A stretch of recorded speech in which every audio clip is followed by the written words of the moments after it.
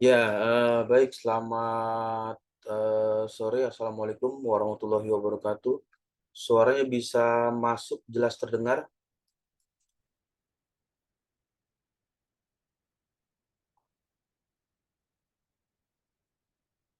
Terdengar, Pak. Ya, yang sudah masuk ke virtual Zoom-nya bisa mengaktifkan on cam-nya siapa saja yang sudah hadir ya di sore hari ini untuk mata kuliah metode penelitian.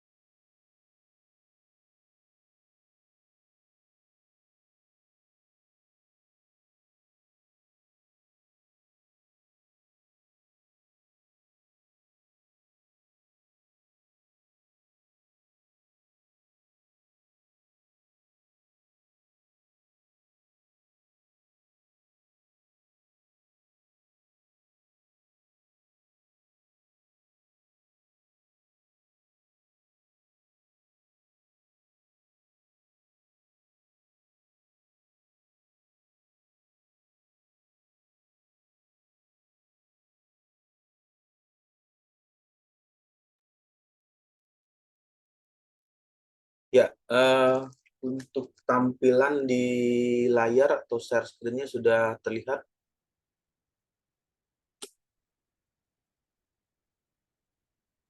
Sudah, Pak. Sudah terlihat. Ya, oke. Jadi di hari ini merupakan pertemuan pertama ya untuk mata kuliah metode penelitian yang merupakan gabungan dari kelas besar, dari kelas A1 dan kelas B digabung. Kemudian untuk eh, yang belum bergabung di Google Classroom nanti bisa masuk di grup code untuk metode penelitian, nanti bisa scan barcode di bagian ini atau memilih atau mengklik URL yang sudah disediakan. Ya, jadi metode penelitian ini merupakan hal yang seringkali dibutuhkan atau dipergunakan ya. Jadi pada saat melakukan riset atau penelitian ini ada beberapa hal yang perlu dipahami seperti di bagian ini bagaimana melakukan metode atau cara melakukan penelitian tersebut sehingga data-data yang diperoleh dari hasil penelitian nanti bisa dilakukan untuk dianalisis dengan baik. Ya, untuk tampilan share screen-nya stabil ya. Stabil, Pak. Suaranya bisa jelas terdengar. Ya, ini merupakan 5W1H, artinya dalam melakukan penelitian itu ada hal-hal yang perlu diperhatikan, seperti misalkan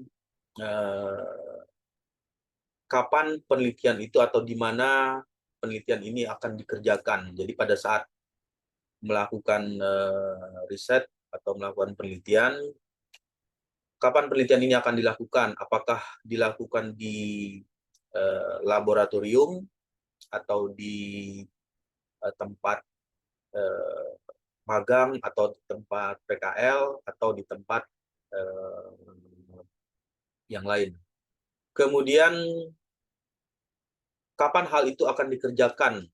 Apakah penelitian ini dilakukan pada pagi hari atau siang hari atau pada malam hari? Nah, karena perbedaan waktu juga memberikan pengaruh terhadap eh, hasil terhadap hasil-hasil yang akan diperoleh pada penelitian tersebut. Jadi pada saat melakukan penelitian itu harus tepat juga kapan waktu, kemudian jamnya dalam hal melakukan penelitian yang dilakukan. Kemudian, nah ini adalah tiga kata atau tiga pertanyaan: why, what, who. Jadi siapa yang akan melakukan penelitian? Apakah penelitian ini dilakukan untuk tujuan tertentu? Kemudian apakah penelitian ini dilakukan untuk mengembangkan suatu ilmu pengetahuan, ataukah penelitian ini diperlukan untuk tujuan yang khusus? Kemudian apa yang ingin kerjakan atau apa yang ingin dilakukan di dalam penelitian tersebut? Dalam hal ini adalah mencari permasalahan apa yang ingin diselesaikan, karena penelitian ini berjalan atau penelitian tersebut dilakukan jika ada permasalahan. Jadi poin yang perlu diingat adalah pada saat melakukan penelitian itu harus bisa memilih atau mengetahui terlebih dahulu permasalahan apa yang ada sehingga diperlukan untuk dilakukan penelitian. Kemudian why ini merupakan kalimat tanya ya, atau mengapa, bagaimana. Itu merupakan hal-hal yang seringkali muncul dari pertanyaan-pertanyaan yang seringkali ingin dicari jawabannya, ingin dicari hasilnya seperti apa dari hasil penelitian yang dikerjakan tersebut. Nah, itu merupakan bagian-bagian yang seringkali digunakan pada saat melakukan penelitian. Ya, ini yang sudah terbiasa melakukan searching digital ya, atau mencari berbagai macam informasi untuk menelusuri berbagai macam artikel atau buku-buku yang berhubungan dengan penelitian, nanti bisa memilih dari URL atau website yang sudah dituliskan. Ya, nah ini merupakan bagian dari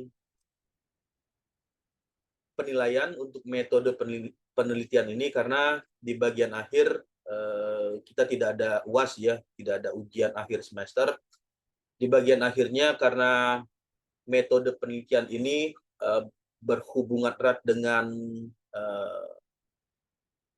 proposal, seminar proposal, jadi diharapkan dari perkuliahan, setelah mengikuti perkuliahan metode penelitian ini, sudah ada gambaran atau bayangan bagaimana membuat proposal riset atau proposal penelitian tersebut untuk nantinya dijadikan bahan untuk penelitian, lalu dilanjutkan sebagai tugas akhir atau skripsi.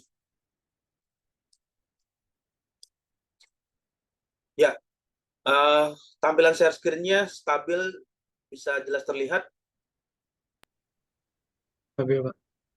Ya, jadi karena bagian awal, kita mulai di bagian ini untuk memahami apa arti dari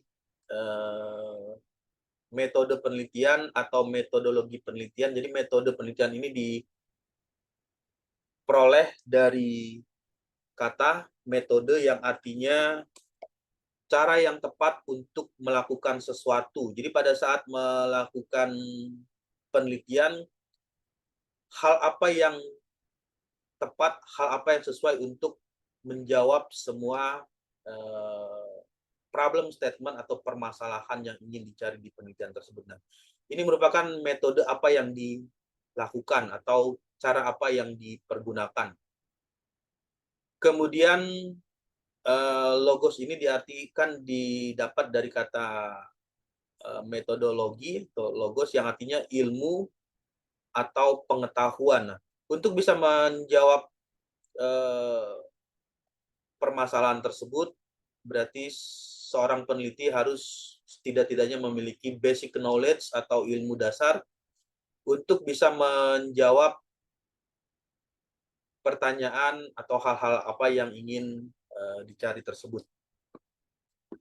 Kemudian, sehingga bisa diartikan metodologi artinya cara melakukan sesuatu dengan menggunakan pikiran, karena di dalam penelitian itu pada saat melakukan riset atau penelitian, yang paling dominan itu adalah menjawab atau mengerjakannya dengan menggunakan pikiran atau hal-hal yang logik atau masuk akal, sehingga hasil yang diperoleh bisa diuji coba atau dipertanggungjawabkan dalam hal ini kebenarannya. Bagian selanjutnya, penelitian ini adalah suatu kegiatan untuk mencari, mencatat, merumuskan, serta melakukan analisis sampai di bagian akhir dari penelitian ialah membuat suatu report atau laporan. Laporan ini bisa saja dalam bentuk misalnya skripsi atau tugas akhir, atau dalam bentuk artikel ilmiah yang dipublikasikan dalam jurnal skala nasional atau skala internasional.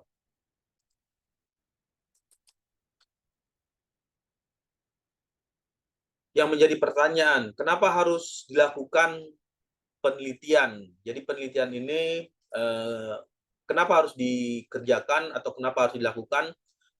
Tujuan utamanya penelitian dilakukan untuk mengembangkan pengetahuan dan memberikan pemahaman tentang suatu topik atau masalah tertentu. Jadi poinnya harus ada pada saat penelitian itu dikerjakan, harus ada problem atau ada masalah yang ingin diselesaikan.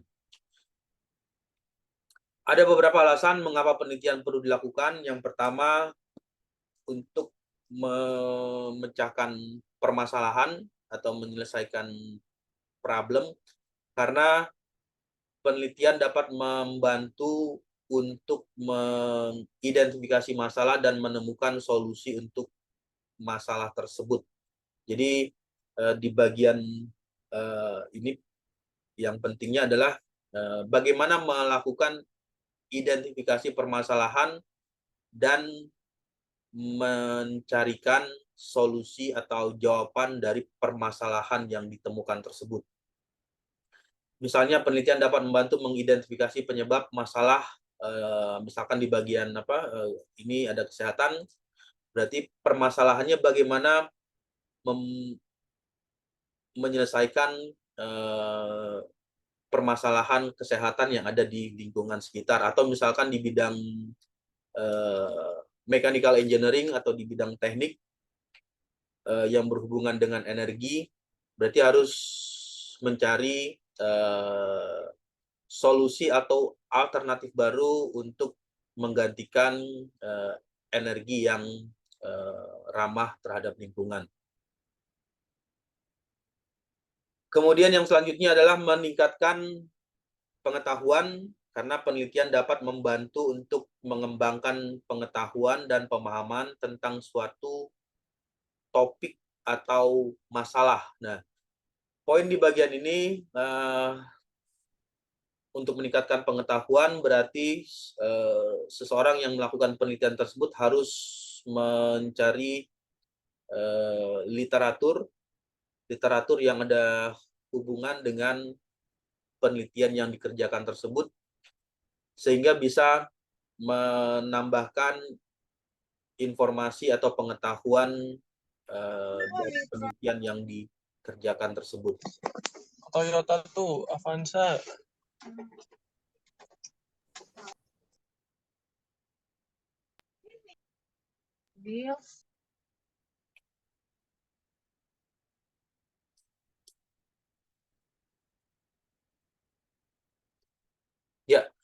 Lalu yang ketiga adalah meningkatkan kualitas hidup, karena dari hasil penelitian ini ada nilai kebermanfaatan atau nilai kegunaan dari hasil penelitian tersebut, sehingga bisa meningkatkan kualitas atau manfaat dari hasil penelitian yang diperoleh tersebut.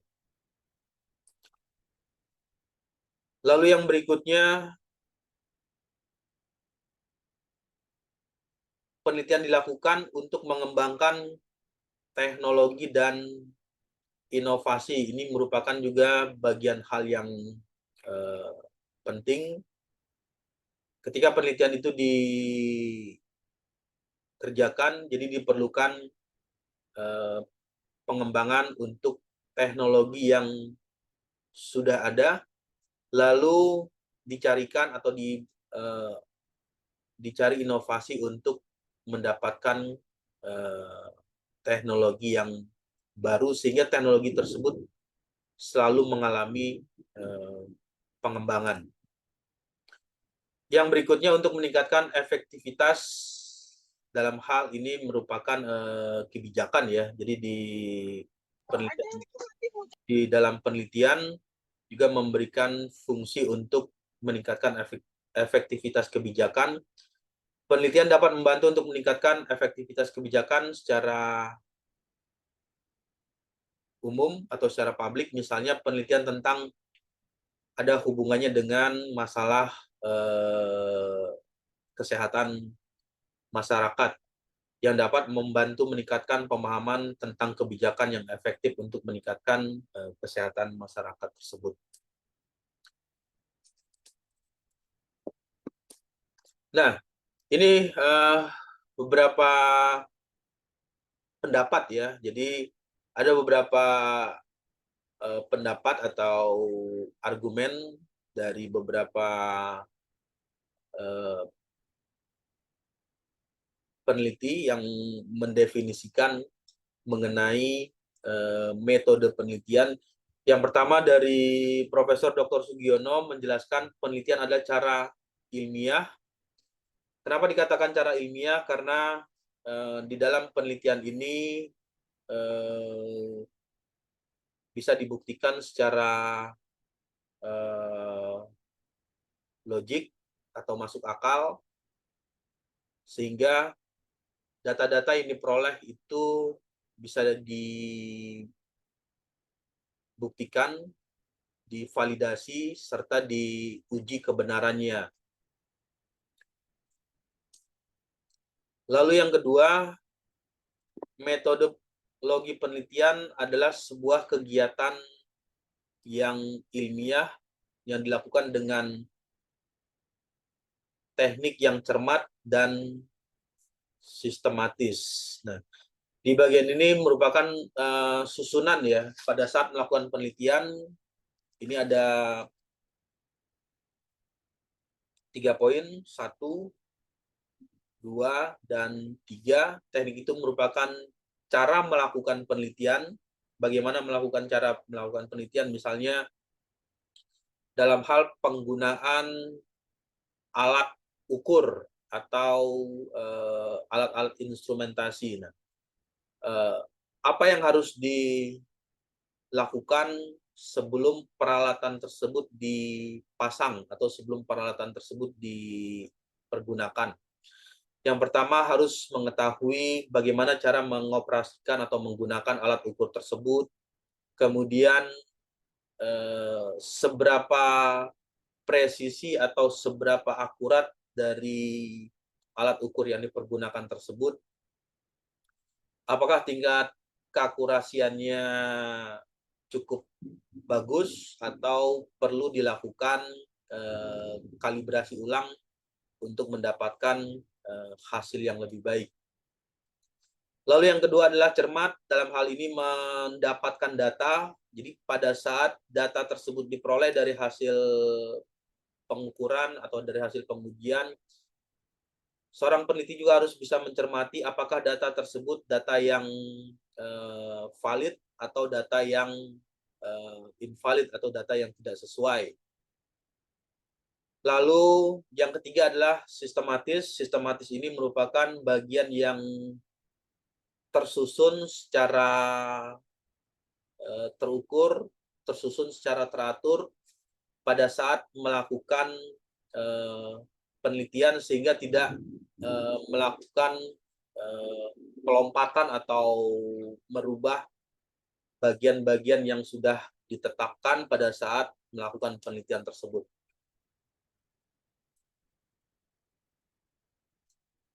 Ya, lalu yang ketiga adalah Muhammad Nasir. Metode penelitian merupakan hal yang penting bagi seorang peneliti untuk mencapai suatu tujuan. Karena dari suatu penelitian pasti ada tujuan apa yang ingin dicapai ketika melakukan penelitian tersebut.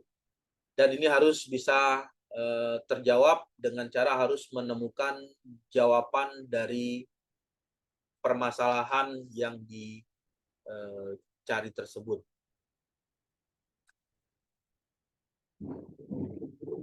Ya, ini adalah arti atau definisi ya, menurut beberapa para ahli yang sudah menekuni mengenai metode penelitian. Jadi ada beberapa hal yang bisa diartikan sebagai arti dari metode penelitian tersebut. Untuk suaranya bisa jelas terdengar dengan stabil ya. Bisa, Pak. Bisa, Pak. Ya. Kemudian jenis metode penelitian yang pertama itu ada penelitian yang didapatkan dari hasil berupa historis. Historis itu sesuai dengan artinya merupakan sejarah ya, atau hal-hal yang sudah pernah terjadi atau hal-hal yang sudah pernah dilakukan, kemudian dilakukanlah penelitian. Historis, tujuan metodologi penelitian historis adalah untuk membuat rekonstruksi terhadap masa lampau secara objektif dan sistematis. Sebagai contoh, ini hanya sebagai contoh ya, atau ilustrasi dari penelitian yang dari historis. Misalkan ada suatu kasus katakanlah di suatu daerah A, itu terjadi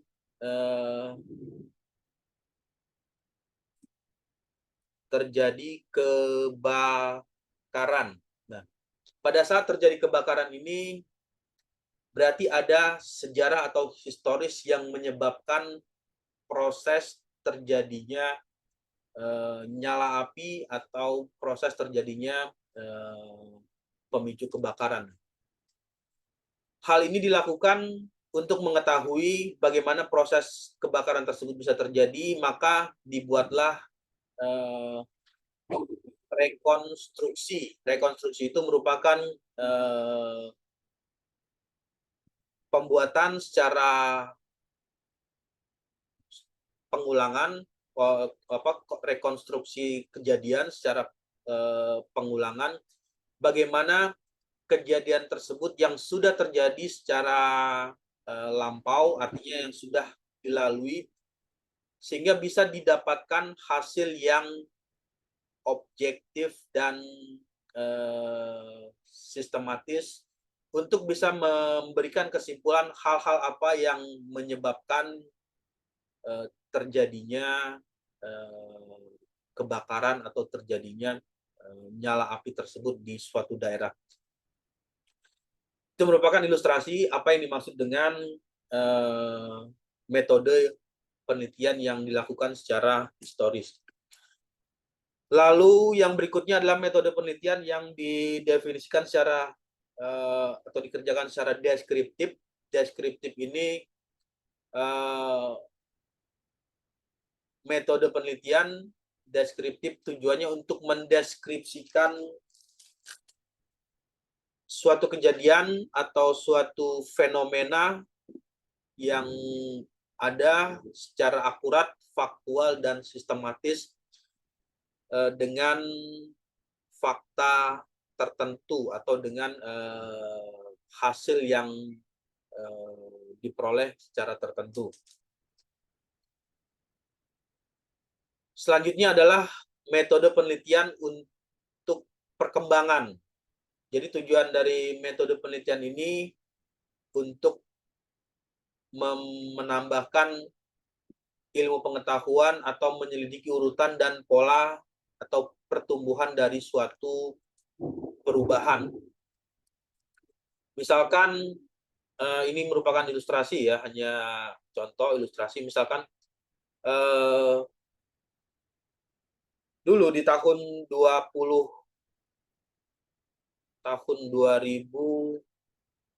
ya. Di tahun 2000 teknologi digital atau teknologi handphone itu kemampuannya hanya bisa melakukan SMS dan melakukan telepon. Itu di sekitar tahun 2000.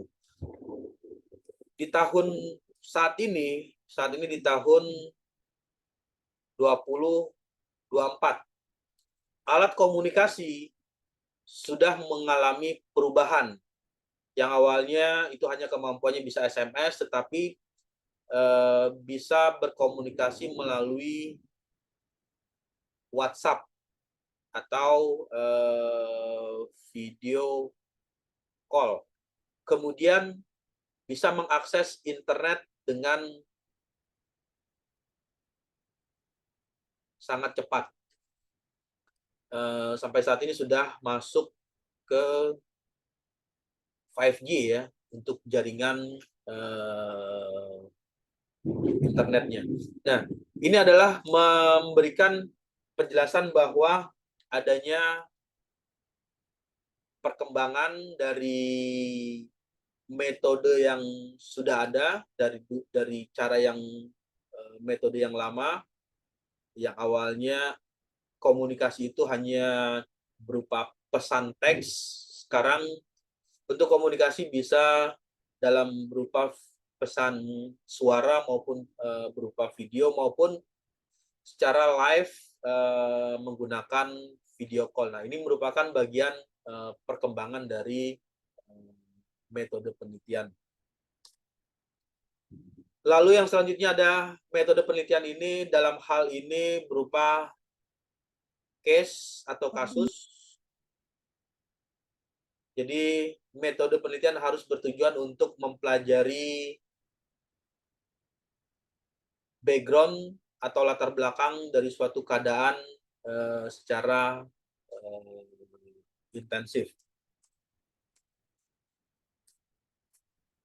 Ya, ini adalah penjelasan mengenai jenis metode penelitian. Kemudian yang sering kali dipergunakan untuk di bidang engineering atau di bidang teknik, kita sering menggunakan penelitian-penelitian yang basisnya itu adalah eksperimen atau percobaan. Jadi percobaan ini bisa dilakukan di laboratorium atau di tempat tertentu. Nah, untuk penelitian yang dilakukan secara eksperimen, tujuan dari metode penelitian ini adalah untuk menyelidiki kemungkinan hubungan sebab akibat dengan melakukan suatu kontrol terhadap sistem tertentu. Misalkan untuk bidang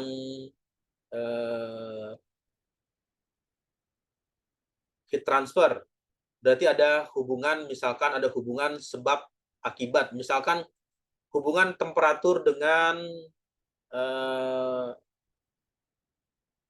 nilai tekanan atau nilai pressure yang dihasilkan. Jadi ketika nilai tekanan, nilai temperatur dinaikkan atau nilai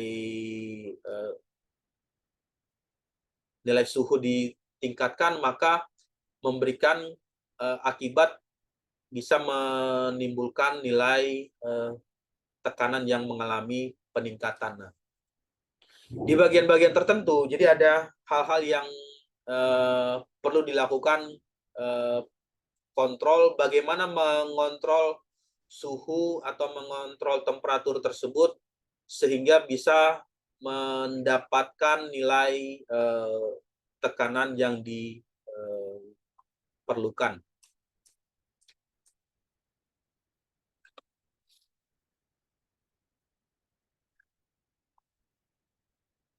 Ya, suaranya stabil ya, jelas terdengar ya. Jelas, Pak. Jelas, Pak. Ya. Lalu yang berikutnya adalah penelitian secara kualitatif. Kualitatif ini seringkali banyak dipergunakan untuk bidang non-eksakta ya. Non-eksakta itu seperti misalnya bidang ekonomi, bidang sosial,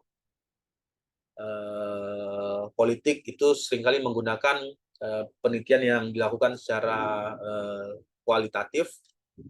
Tapi kita akan bahas secara singkat ya. Nanti bisa membayangkan apa yang dimaksud dengan penelitian secara kualitatif, kemudian ada penelitian yang dilakukan secara kuantitatif. Untuk penelitian kualitatif ini digunakan untuk meneliti suatu objek dengan penelitian yang berperan sebagai dengan peneliti ya. Di bagian ini ada peneliti berperan sebagai instrumen kunci. Instrumen kunci itu artinya yang menjadikan bagian dari researcher atau yang melakukan penelitian itu sebagai bagian penting di dalam penelitian tersebut. Nah, yang pertama adalah phenomenological research. Penelitian kualitatif ini peneliti mengumpulkan data melalui observasi dari partisipan, biasanya dari berupa kuesioner ya, atau laporan atau pertanyaan atau kuesioner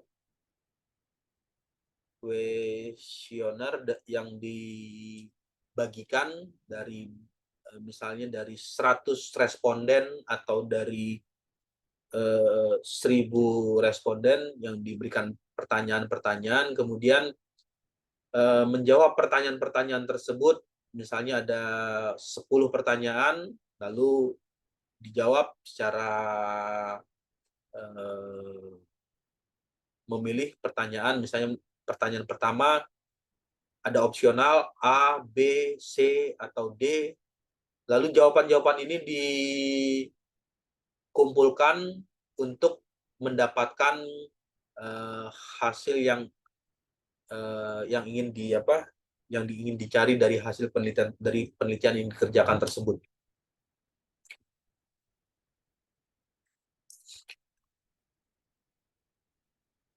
Ya, lalu yang berikutnya adalah grounded theory. Grounded theory ini penelitian secara kualitatif,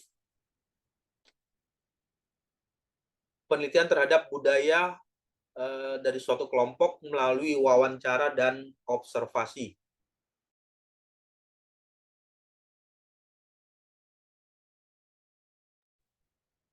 Jadi di bagian ini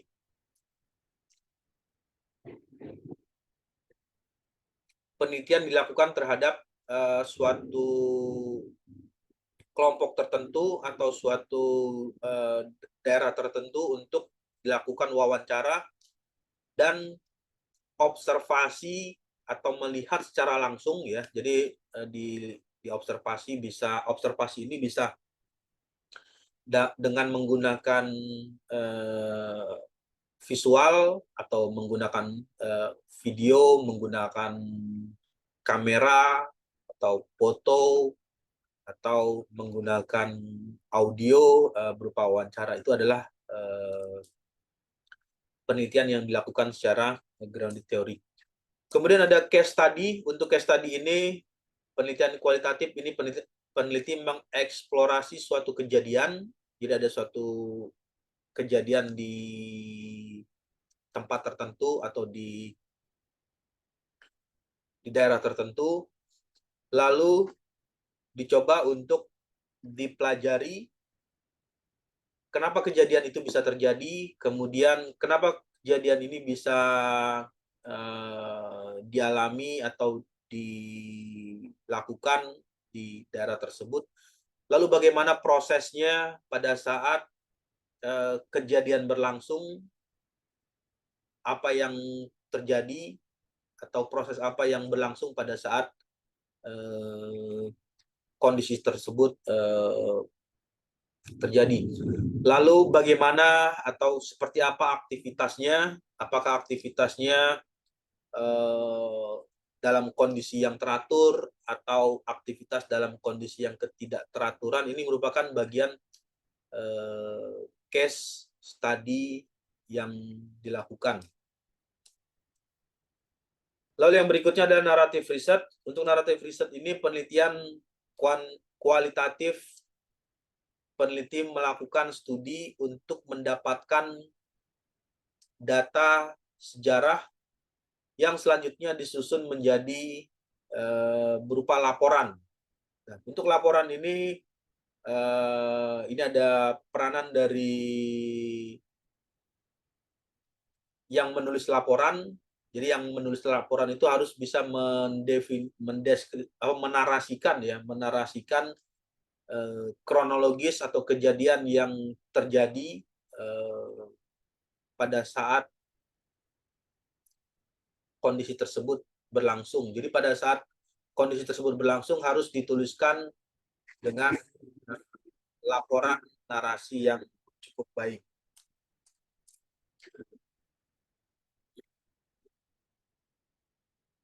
Ya, nah ini adalah penelitian kuantitatif. Kalau yang tadi penelitian secara kualitatif ini banyak atau sering kali digunakan untuk bidang non eksakta ya, seperti bidang sosial, ekonomi, kemudian politik, itu banyak menggunakan pendekatan secara kualitatif.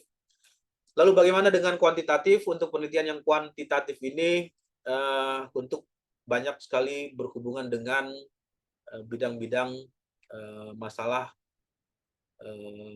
teknik ya, atau engineering, karena kuantitatif ini berhubungan dengan nilai angka yang diperoleh.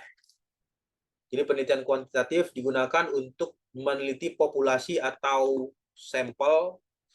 Populasi itu bisa saja nanti pengujian di suatu alat ukur tertentu atau menggunakan alat ukur tertentu, misalnya untuk menguji turbin angin, atau menguji sampel dari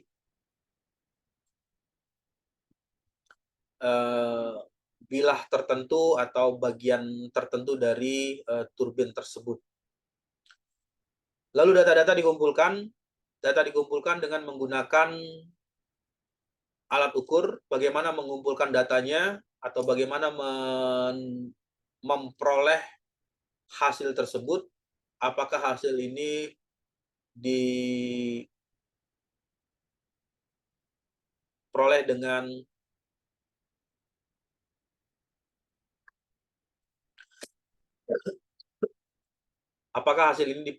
secara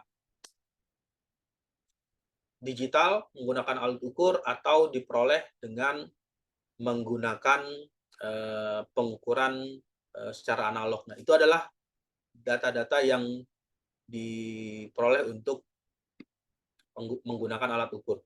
Kemudian data-data yang sudah diperoleh tersebut lalu dianalisis secara statistik.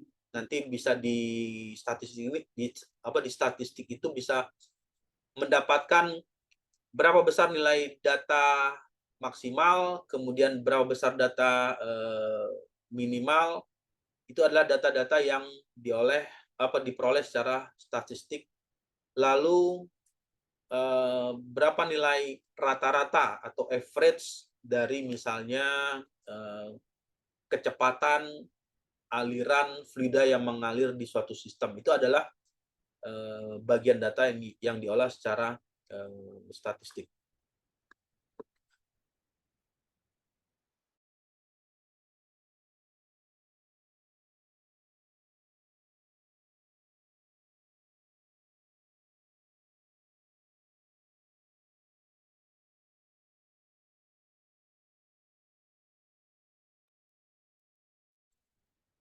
Ya, oke. Di kolom chat ada yang bertanya tadi ya. Di bagian ini, selamat sore, izin bertanya, saya memiliki latar belakang di bidang seni, yaitu sebagai dalang pada pagelaran wayang kulit. Bolehkah saya melakukan penelitian terkait permasalahan yang saya alami sendiri beserta operator yang lain? Selain sebagai dalang, saya juga sebagai lighting operator pada pagelaran wayang kulit. Permasalahan yang saya hadapi yaitu dikarenakan jumlah lampu belencong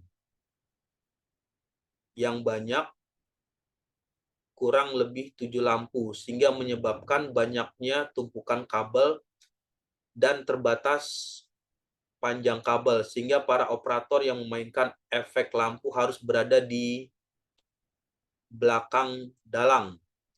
Penelitian yang saya lihat selama ini pada pagelaran wayang kulit ternyata belum pernah ada yang memilikinya. Niat saya ingin melakukan inovasi yang semulanya controller masih menggunakan metode konvensional berbasis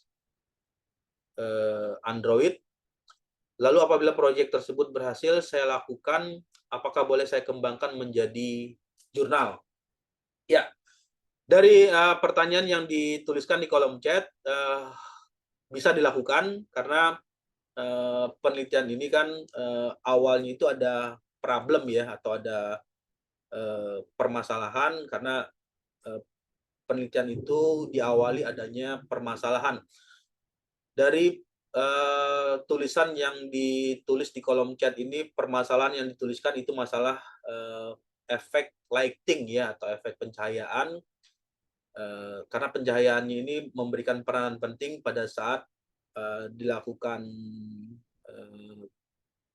konser atau penampilan wayang, sehingga perlu dilakukan kontrol atau dilakukan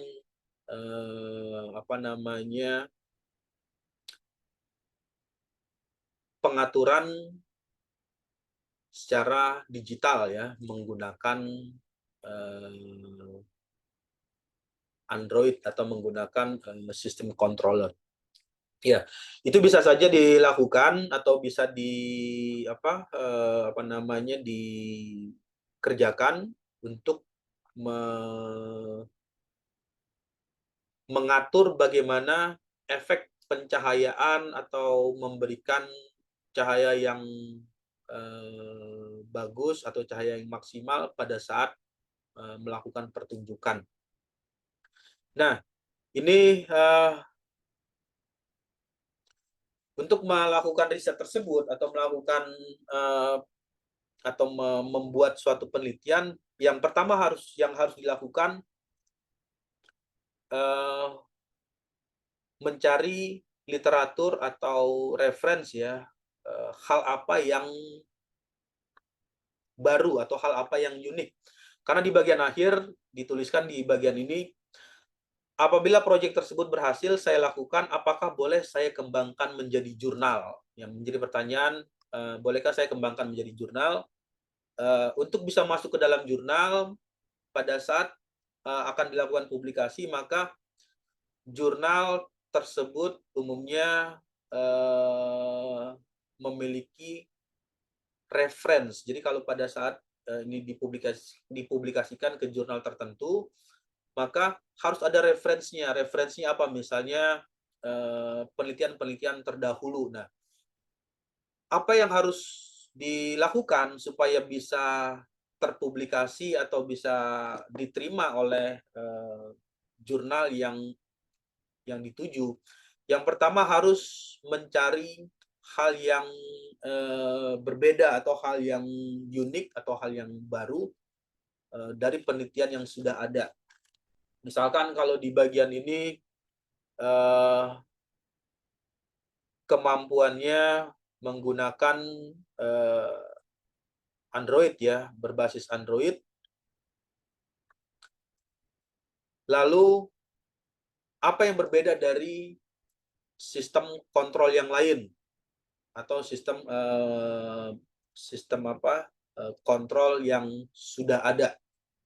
Misalkan ya ini sebagai contoh, ada namanya teknologi kita bisa menghidupkan atau menyalakan suatu lampu ya, misalnya lampu di rumah atau lampu di perkantoran dari jarak yang cukup jauh atau sangat jauh, misalnya dari rumah atau ke tempat kantor atau di tempat tertentu yang jaraknya misalnya sampai 100 km. Kemudian karena dia terkoneksi dengan internet, maka bisa dipantau kapan lampu tersebut akan dinyalakan atau kapan lampu tersebut akan dimatikan.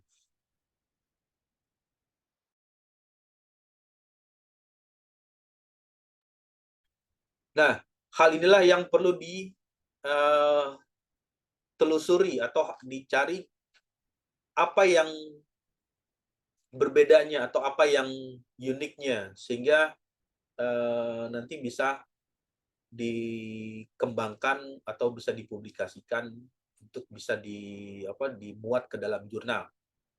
Ya, kalau dari pertanyaan yang ditanyakan, apakah ini bisa dimasukkan di dalam dikembangkan menjadi jurnal? Kalau saya jawab bisa. Nanti challenge-nya atau tantangannya adalah mencari hal-hal yang baru atau hal-hal apa yang belum dilakukan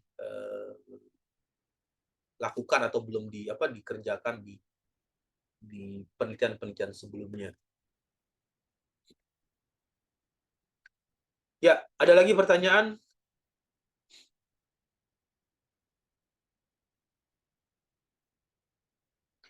Suaranya bisa jelas terdengar ya? Jelas, Pak. Jelas terdengar. Ya, jadi itu adalah penelitian, kembali lagi ya ke slide PowerPoint-nya. Untuk penelitian kuantitatif, ini dilakukan dianalisis dengan pengolahan data secara statistik. Statistik itu berupa angka. Nanti dari hasil olah data statistik inilah bisa memberikan analisis atau di bagian akhirnya adalah memberikan conclusion dari hasil penelitian yang dikerjakan tersebut.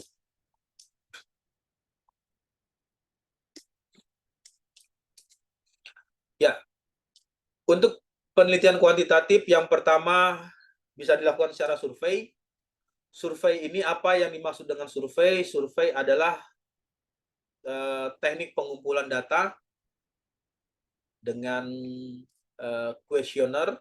Nanti kuesioner atau wawancara ini juga diolah menjadi data statistik. Hasil dari metodologi penelitian ini berupa nilai secara umum atau secara generalisasi dari data-data yang diperoleh dari kuesioner atau hasil wawancara tersebut.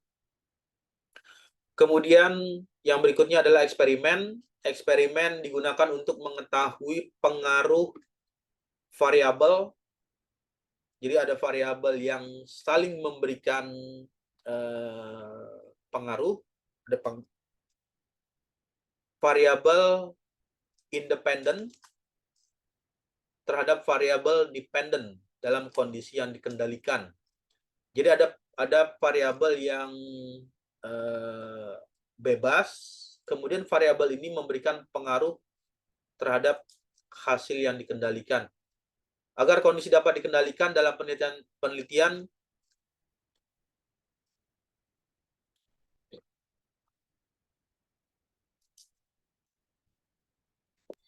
Pak, izin bertanya, Pak. ya. Tadi saya masih bingung tentang yang metode penelitian eksperimen. Tadi kan ada yang independen sama dependent. Nah, itu Ya, gimana, Pak? ya sebentar ya. Layarnya kenapa begini ya? Ya.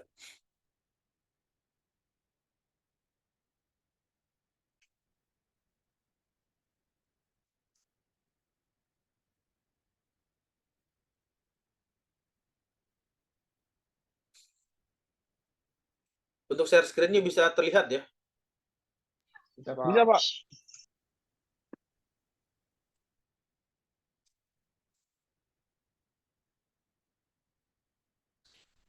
Metode eksperimen yang ini ya. Iya, betul, Pak. Metode eksperimen digunakan untuk mengetahui pengaruh variabel independen terhadap variabel dependent dalam kondisi yang dikendalikan. Agar kondisi dapat dikendalikan dalam penelitian eksperimen dibutuhkan kelompok kontrol. Metodologi penelitian ini sering dilakukan di laboratorium. Nah, untuk mudah membayangkannya atau mengimajinasikannya, ini saya buat ilustrasi dalam bentuk grafik ya. Ada bidang Y, kemudian ada bidang X. Ya. Nah, untuk bidang X ini bidang yang diartikan secara independen ya. Misalnya X itu kalau ditulis, misalnya ini adalah independen, kemudian Y ini adalah ini adalah dependent ya.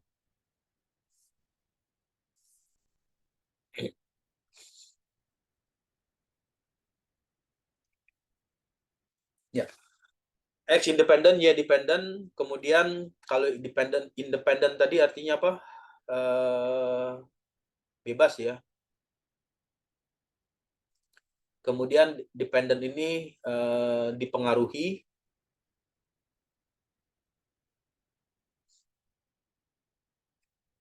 Nah, misalkan X ini adalah mengartikan sebagai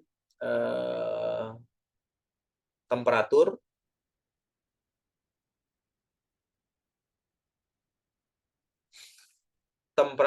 kemudian Y ini adalah kalau misalnya ini dari hasil pengukuran ya, hasil pengukuran ini adalah data nilai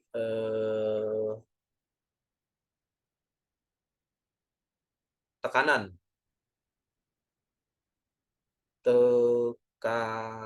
atau pressure ya.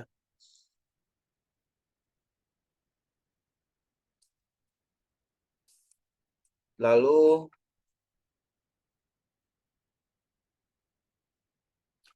ini misalnya 1, 2, ini skala ya, 3, 4, 5.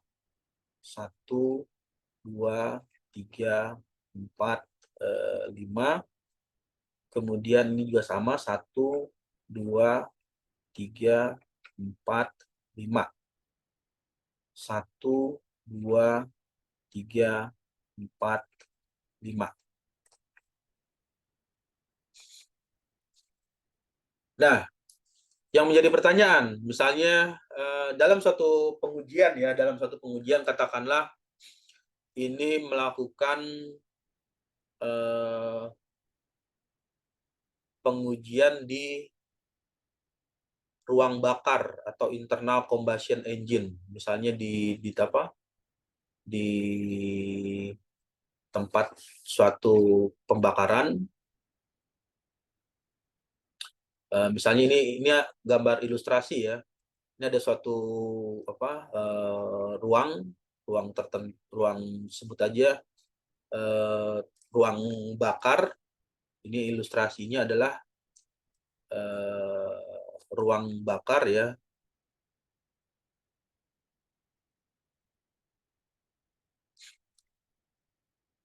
Ruang bakar. Kemudian ruang bakar ini membutuhkan bisa terjadi proses pembakaran. Yang pertama ada yang masuk itu ada apa? Bahan bakar ya. Pertama yang masuk bisa terjadinya pembakaran, yang pertama itu adalah ada bahan bakar, kemudian ada O2, oksigen, karena kalau ada bahan bakar tidak ada oksigen tidak bisa terjadi proses pembakaran. Lalu yang selanjutnya adanya nilai temperatur atau nilai suhu ya, nilai temperatur. Karena kalau misalnya temperatur terlalu rendah, maka bahan bakar tersebut sulit untuk bisa terbakar.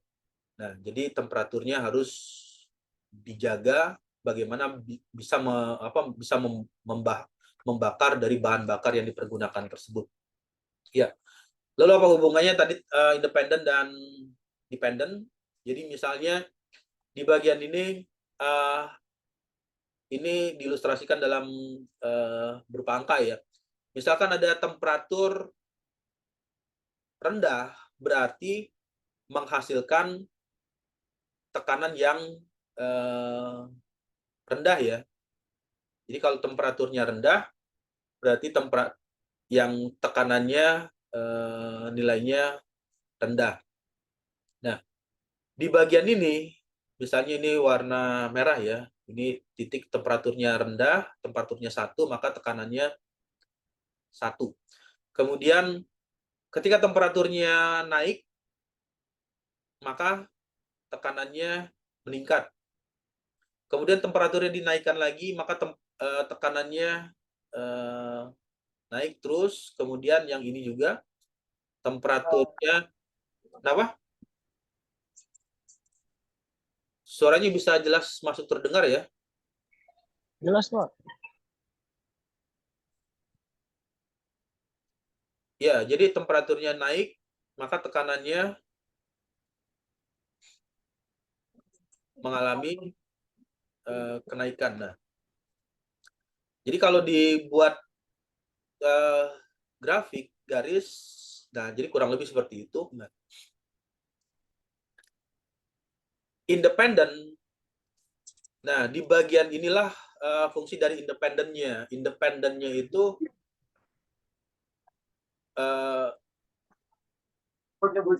temperatur itu bebas pada temperatur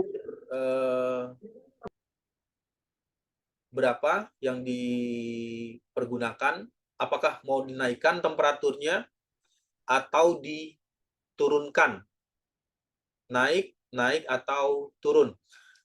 Ketika temperaturnya dinaikkan, maka memberikan pengaruh terhadap nilai ini, nilai apa?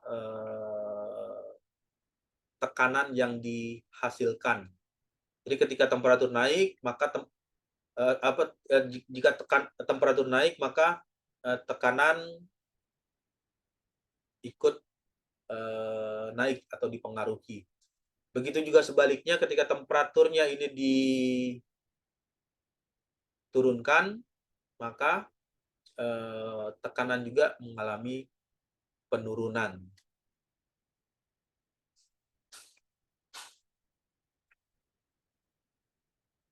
Suaranya jelas terdengar ya? Jelas, Pak. Ya, tadi seperti itu penjelasannya untuk independen dan dependent. Ada lagi pertanyaan?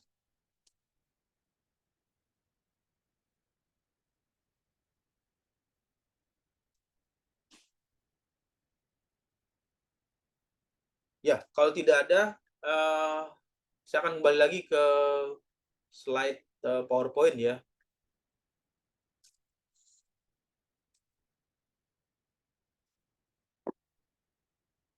Ya, lalu kembali lagi, agar kondisi dapat dikendalikan dalam penelitian eksperimen dibutuhkan bagian yang bisa melakukan kontrol. Nah, di kalimat ini atau di kata ini ada kontrol ya tadi bagaimana mengontrol temperatur sehingga bisa memberikan kendali atau kendali terhadap nilai tekanan yang diperoleh tersebut.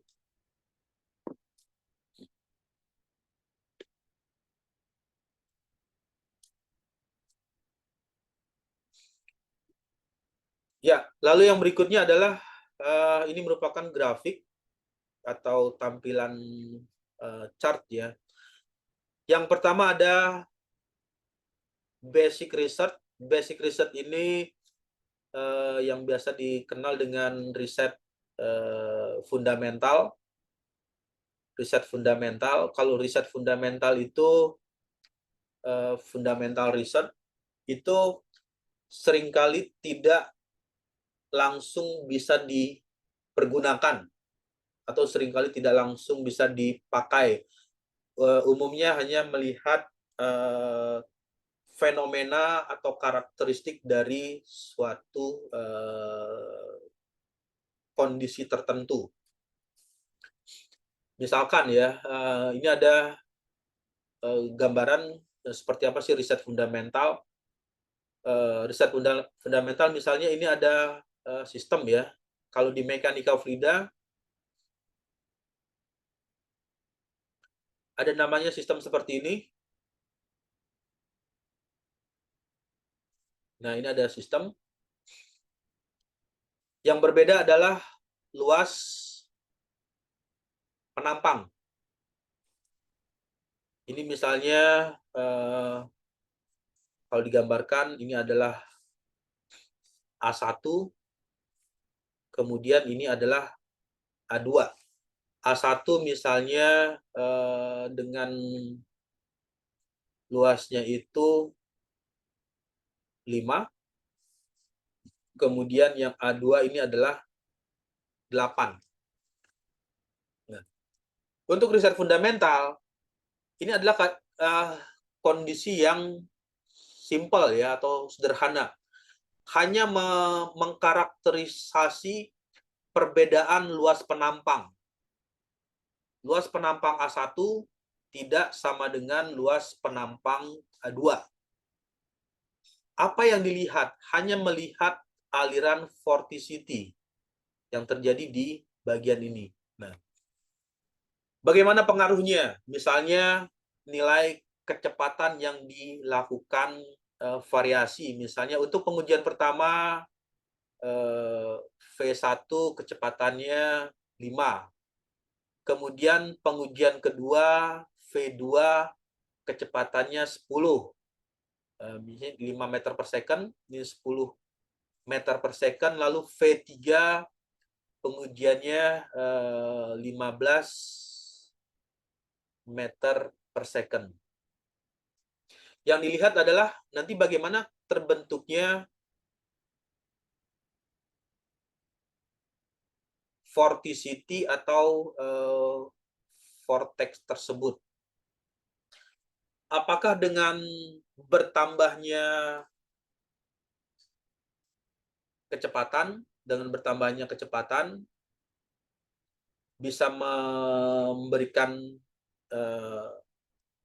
tambah vorticity atau vortex di bagian ini, atau dengan bertambahnya kecepatan justru menyebabkan vorticity yang terbentuk di bagian ini semakin berkurang. Nah, itu adalah basic research. Untuk basic research ini ya case-nya atau kasusnya sederhana, tetapi digunakan untuk melihat fenomena apa yang terjadi untuk kasus tertentu. Nah, seringkali basic research ini nanti banyak digunakan untuk aplikasi di bidang tertentu. Jadi di bagian akhir basic research ini tujuannya adalah untuk menerapkan atau dipergunakan untuk produk tertentu. Misalkan lagi ini dari hasil basic research tersebut ini divariasikan jika ada sudut radius atau sudut kemiringan bagaimana terhadap nilai vorticity atau vortex yang dibentuk. Seberapa banyak vortex yang dihasilkan. Itu adalah hasil yang didapat dari basic research. Kemudian dari basic research berkembang lagi ke research development. Untuk research development ini penemuan, pengembangan, dan pengujian produk. Lalu yang selanjutnya adalah applied. Applied ini adalah merupakan aplikasi dari research development, dan di bagian akhir ini umumnya kalau sudah aplikasi, hasil dari penelitian ini sudah bisa dipergunakan atau hasil penelitian ini sudah bisa langsung dipakai atau diterapkan untuk diproduksi secara dalam jumlah besar.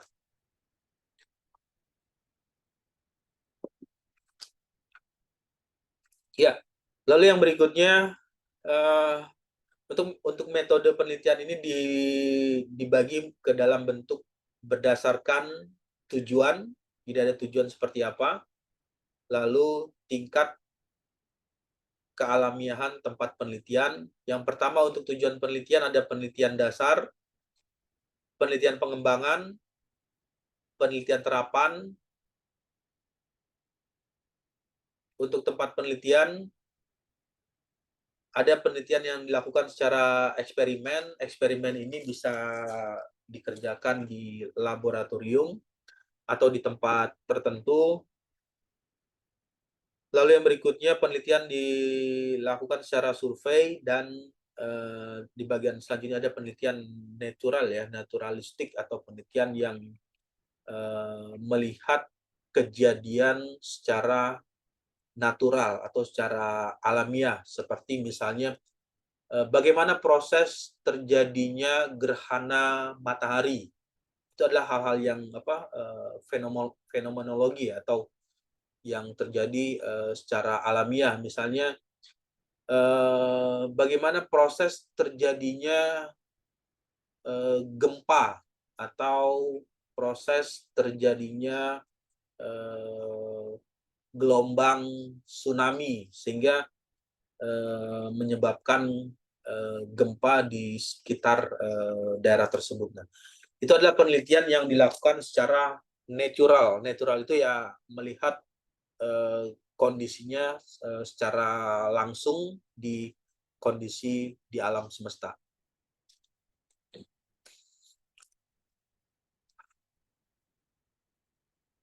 Ya, sampai sini ada pertanyaan atau ada yang mau didiskusikan?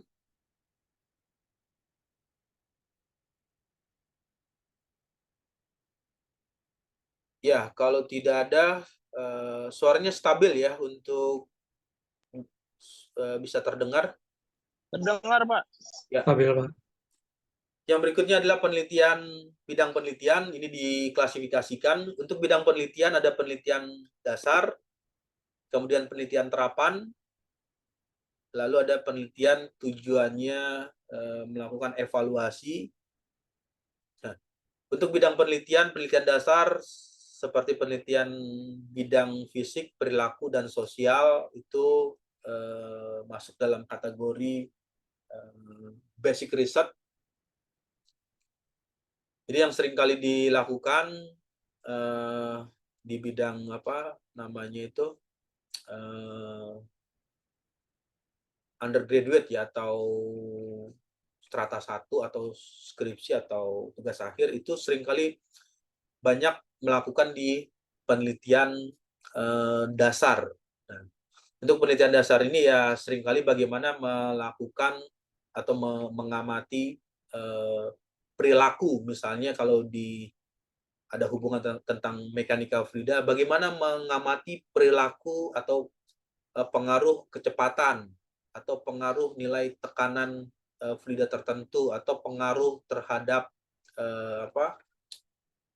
temperatur tertentu terhadap nilai tekanan yang ditimbulkan. Itu adalah bidang penelitian dasar yang mengamati suatu perilaku atau kasus-kasus tertentu.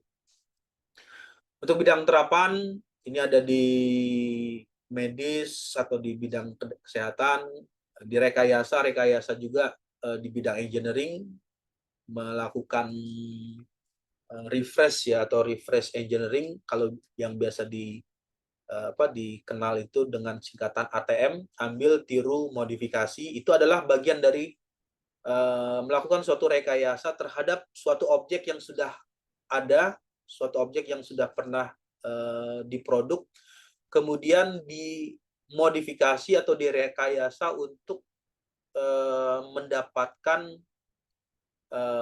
tujuan tertentu atau untuk mendapatkan hal yang diinginkan. Itu adalah bagian dari penelitian yang berhubungan dengan rekayasa. Ya, nanti bisa dibaca aja di tabel ini, hubungan antara bidang penelitian, kemudian tujuan, lalu penggunaan hasil dari penelitian tersebut.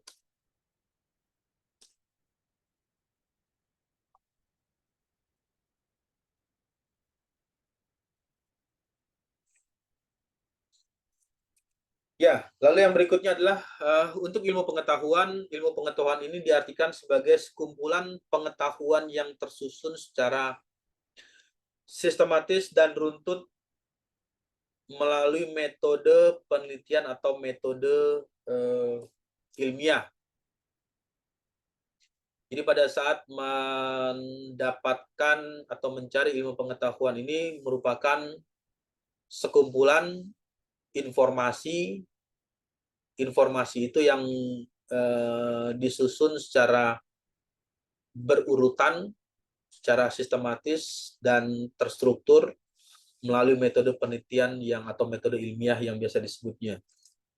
Nah, langkah-langkah apa yang harus dilakukan pada saat ingin menyusun secara sistematis dari penelitian yang dikerjakan tersebut? Yang pertama adalah melakukan identifikasi rumusan masalah, karena ini merupakan poin yang paling utama pada saat membuat atau mencari suatu penelitian. Yang pertama harus pada saat melakukan penelitian harus bisa merumuskan permasalahan apa yang ingin dicari atau permasalahan apa yang ingin dikerjakan. Yang kedua, menyusun kerangka pemikiran. Kerangka pemikiran ini alur pikirnya atau alur melakukan pikirnya seperti apa pada saat ingin mengerjakan penelitian tersebut. Kemudian yang ketiga, merumuskan hipotesis. Hipotesis ini bisa diartikan sebagai perkiraan atau prediksi sementara dari hasil penelusuran yang sudah didapatkan, misalnya sudah mendapatkan data atau sudah memperoleh data yang diperoleh, lalu bisa disimpulkan hipotesis apa yang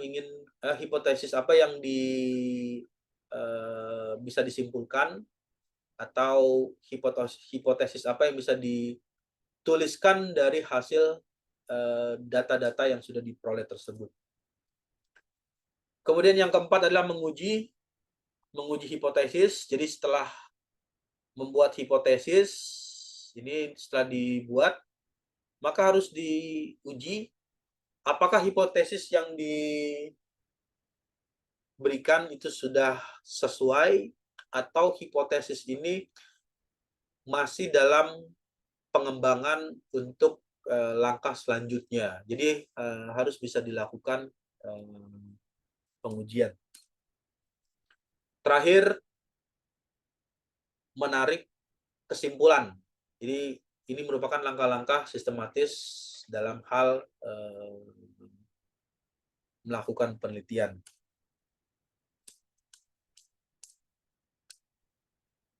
Ya.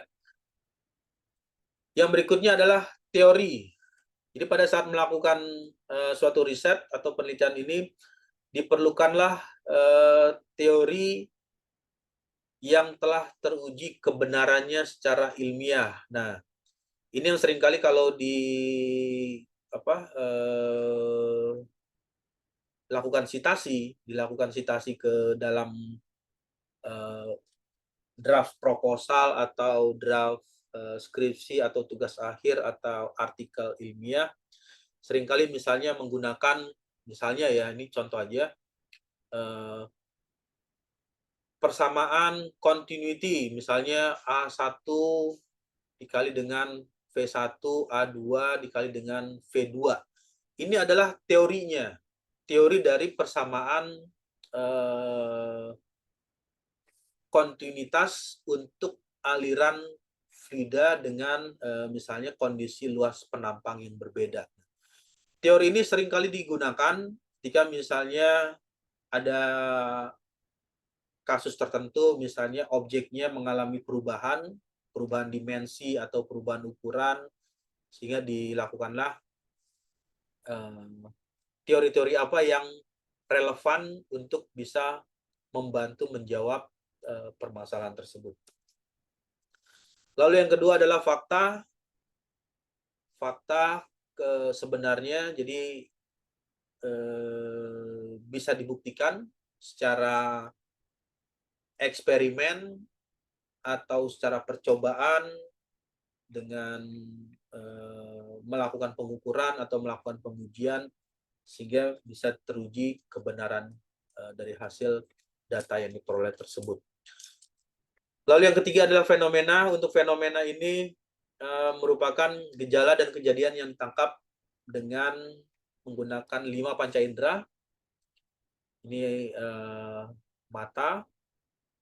Jadi pada saat melakukan penelitian, maka kelima panca indera ini bisa difungsikan, atau tidak perlu semuanya digunakan, tapi pasti menggunakan salah satu dari kelima panca indera ini. Penglihatan, mata, pendengaran ini telinga ya. Ini telinga. Penciuman berarti ini ada hubungan dengan hidung. Lalu rasa ini ada berhubungan dengan lidah. Kemudian untuk perabaan ini bisa merasakan temperatur yang panas atau suhu yang panas, suhu yang dingin, suhu yang kering atau lembab, itu adalah dengan kulit. Nah, di bagian ini kelima panca indera itu sangat penting pada saat melakukan penelitian. Jadi pada saat melakukan riset atau penelitian ini ya pasti menggunakan, misalnya mengamati aliran turbulen, berarti yang berfungsi adalah mata, bisa melihat bagaimana pola aliran terjadi secara acak atau secara random atau terjadi secara laminar, itu bisa dilihat secara mata. Kemudian misalnya telinga ini misalnya digunakan untuk melakukan pendengaran. Misalnya mendengar bagaimana getaran mesin yang beroperasi pada saat getarannya itu dengan kondisi yang stabil, hening, atau dengan kondisi yang turbulen atau kondisinya terdengar sangat bising. Itu adalah bagian-bagian yang bisa dirasakan dengan pendengaran telinga. Lalu untuk penciuman ini ada hubungan dengan hidung. Apakah objek tersebut mengeluarkan misalnya cairan atau larutan tersebut dengan aroma yang menyengat atau aroma yang berbahaya atau aroma yang tidak enak untuk dicium dan lain sebagainya. Itu adalah bagian-bagian yang bisa dilihat dengan bisa dirasakan dengan panca indera. Kemudian yang berikutnya adalah konsep istilah atau simbol yang mengandung pengertian singkat dari fenomena. Ini seringkali digunakan. Misalnya simbol-simbol seperti simbol ini ya, theta. Kemudian ada simbol lagi seperti ini. Kemudian ada simbol lagi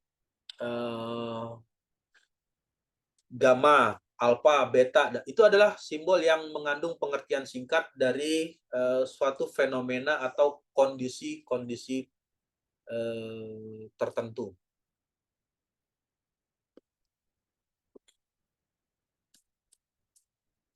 Ya, suaranya jelas terdengar stabil ya. Jelas, Pak. Ya, lalu yang berikutnya peneliti atau yang biasa dikenal dengan ilmuwan harus memiliki syarat-syarat. Yang pertama, empiris. Apa yang dimaksud dengan empiris? Empiris itu memiliki pengalaman. Pengalaman ini pengalaman langsung ya, bukan pengalaman misalnya pengalaman berupa mimpi. Itu juga nggak bisa masuk ke dalam empiris. Karena empiris itu pengalaman yang sudah dilakukan secara aktual, bukan pengalaman misalnya, oh saya bermimpi melakukan pengukuran di misalnya ya di turbin angin, atau bermimpi melakukan pengujian di wind tunnel, terowongan angin. Dari hasil mimpi saya mendapatkan atau memperoleh nilai aliran yang laminar. Itu tidak bisa diartikan sebagai empiris. Empiris itu artinya harus melakukan pengujian atau pengerjaan secara langsung, jadi bukan berdasarkan mimpi atau hal yang diimajinasikan. Pengujian langsung ya, ini empiris itu adalah pengujian langsung atau mengalami secara langsung. Rasional itu adalah hal yang masuk akal. Rasional ini masuk akal ya. Masuk akal itu logik ya, bisa dijelaskan. Dan kritisme. Nah, ini di bagian kritisme ini merupakan bagian yang paling penting juga, karena tanpa berpikir kritis, maka semua data yang diperoleh atau semua data yang didapat itu bisa dianggap selalu benar. Jadi poin dari kritis ini mampu memahami data-data yang diperoleh, data-data yang diperoleh, apakah sudah sesuai atau tidak. Karena seringkali terjadi banyaknya data yang masuk pada saat misalnya melakukan pengujian atau melakukan pengukuran, ada data yang masuk lalu dikumpulkan saja atau dikolek saja atau diambil saja tanpa dipikirkan apakah data ini benar atau tidak, atau ada fenomena tertentu pada kondisi tersebut. Nah, ini yang dimaksud dengan berpikir kritis. Jadi kemampuan untuk menganalisis data-data yang diperoleh, apakah data ini sesuai atau tidak. Yang pertama, peneliti itu atau yang melakukan riset yang pertama adalah harus memiliki sikap ingin tahu dulu, atau rasa ingin tahu yang cukup besar. Karena kalau misalnya rasa ingin tahunya sedikit atau bahkan tidak ada sama sekali, sama sekali rasa ingin tahunya, maka penelitian yang akan dilakukan atau penelitian yang dilakukan tersebut ya hanya sebatas untuk memenuhi keperluan saja, hanya sebatas untuk memenuhi kebutuhan aja. Karena rasa ingin tahu yang sedikit atau rasa ingin tahu yang kurang menimbulkan atau menghasilkan penelusuran data atau pencarian data yang lebih sedikit. Nah, di bagian ini yang paling penting adalah sikap ingin tahu, memiliki sikap bertanya, selalu penasaran terhadap sesuatu yang aneh. Aneh itu artinya ketika ada suatu data yang aneh atau data yang berbeda sendiri dari yang lain atau data yang tidak wajar, seringkali menimbulkan pertanyaan, kenapa bisa begini? Kenapa bisa begitu? Kenapa seperti ini dan kenapa seperti itu dan seterusnya? Itu adalah hal-hal yang ingin diketahui.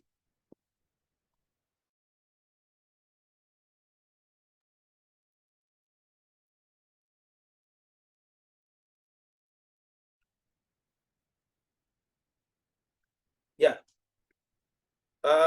suaranya stabil ya, jelas terdengar.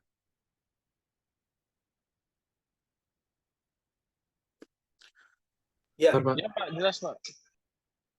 ya, lalu yang berikutnya adalah skeptik. Skeptik bersifat ragu terhadap pernyataan-pernyataan yang belum kuat dasar pembuktiannya. Nah, ini juga menjadi poin penting lagi pada saat melakukan penelitian, harus memiliki skeptik bersikap ragu. Kenapa harus ada? Karena kalau misalnya nggak ada sikap ragu, ketika mendapatkan suatu informasi atau suatu data atau suatu pengujian, maka dianggaplah hasil-hasil tersebut selalu benar atau hasil tersebut selalu pasti kebenarannya. Dengan adanya sikap skeptik atau bersikap ragu terhadap pernyataan yang belum kuat dasar pembuktiannya, nanti bisa dilakukan validasi atau ini yang dimaksud dengan misalnya ketika ada yang melakukan ini ya skripsi atau tugas akhir dengan simulasi. Simulasi itu kan bisa menggunakan CFD ya, Computational Fluid Dynamic. Nah, CFD ini bisa saja diartikan sebagai hal yang skeptik. Bagaimana hasil simulasi yang didapatkan? Apakah hasilnya sudah benar? Nah, untuk membuktikan atau memperkirakan hasil dari simulasi tersebut sudah mendekati hasil kondisinya, maka dilakukanlah validasi. Lalu bagaimana melakukan validasi? Validasi ya bisa dilakukan dengan pendekatan eksperimen yang serupa, eksperimen atau pengujian yang serupa untuk kasus yang disimulasikan tersebut. Apa yang dilihat? Yang dilihat adalah kecenderungan grafiknya. Jadi kalau misalnya ini diartikan ini grafik, ini ada grafik misalnya merah ya. Merah ini CFD. Kemudian yang hijau ini adalah misalnya eksperimen.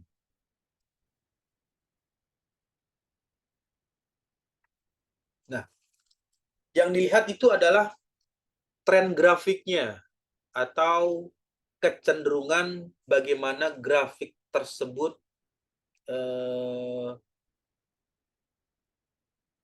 menyerupai atau kemiripan.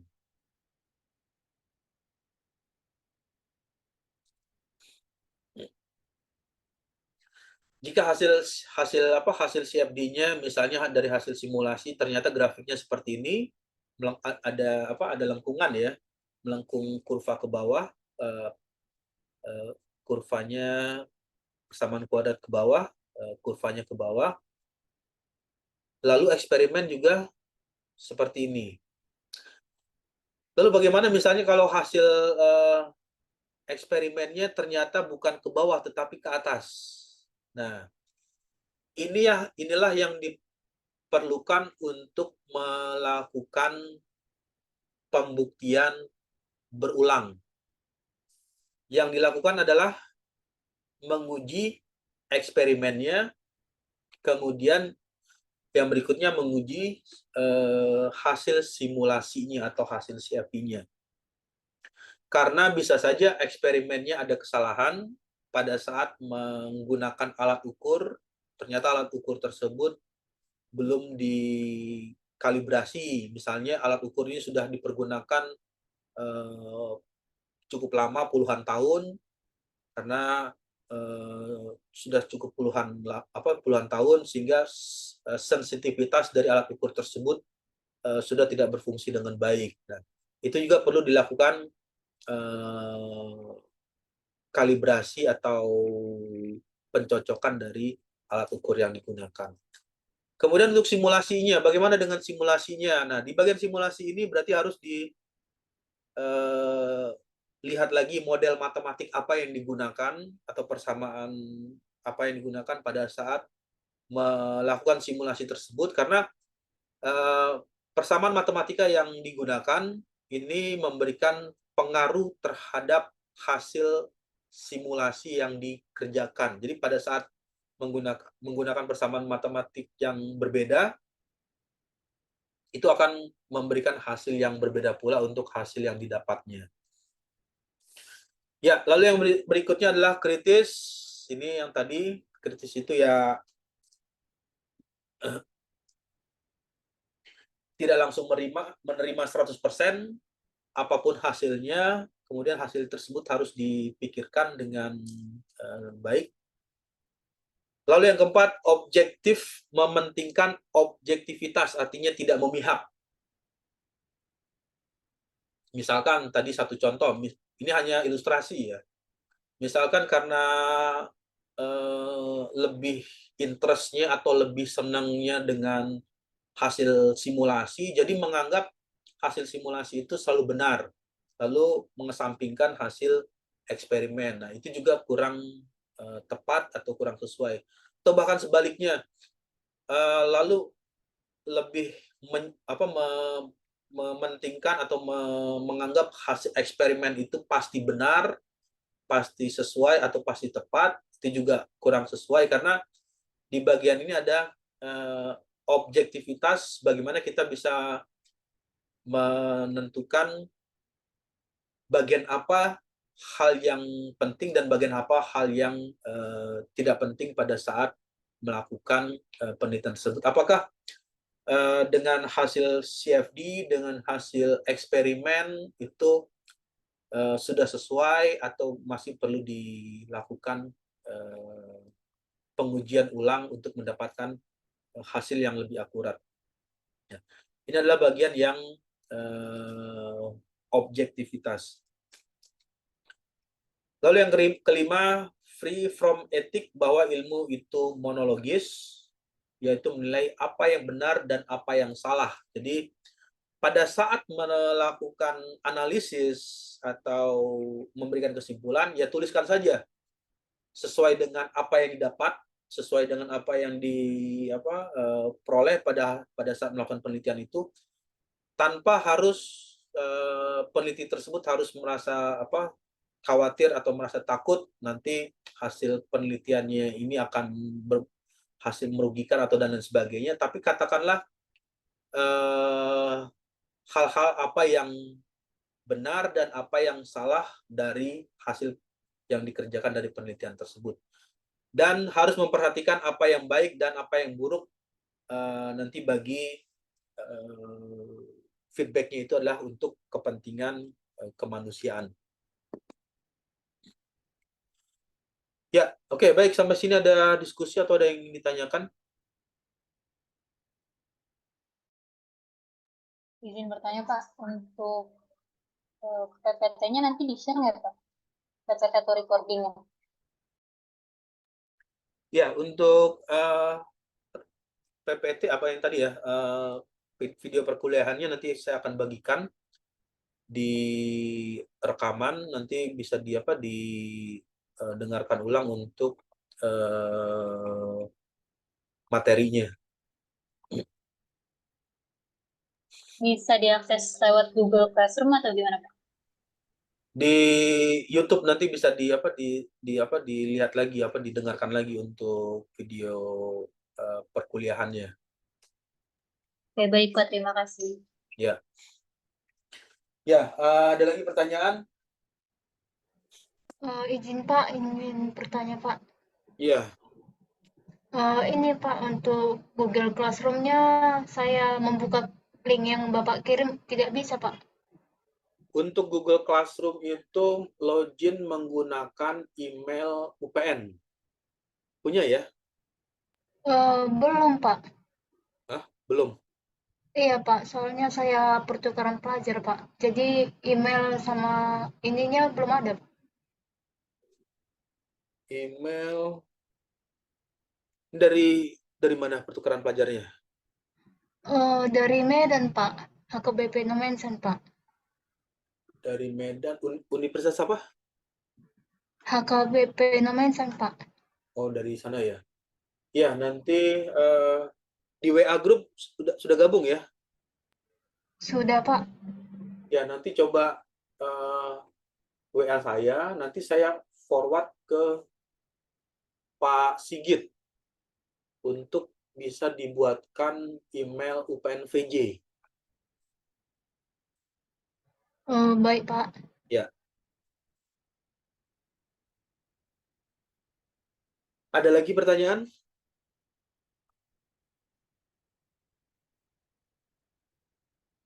Ya, kalau tidak ada pertanyaan mungkin saya rasa cukup di sore hari ini untuk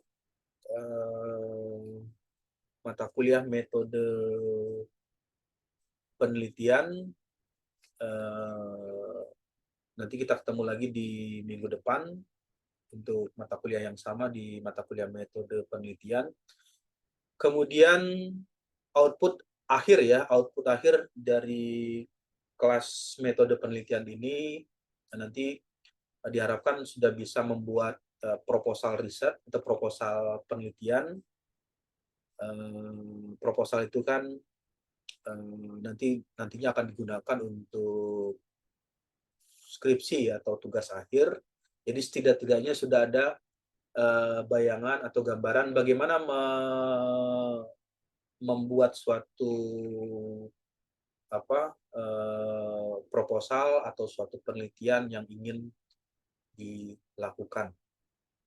Ya, baik, kalau tidak ada pertanyaan lagi di sore hari ini, saya ucapkan selamat sore ya. Wassalamualaikum warahmatullahi wabarakatuh.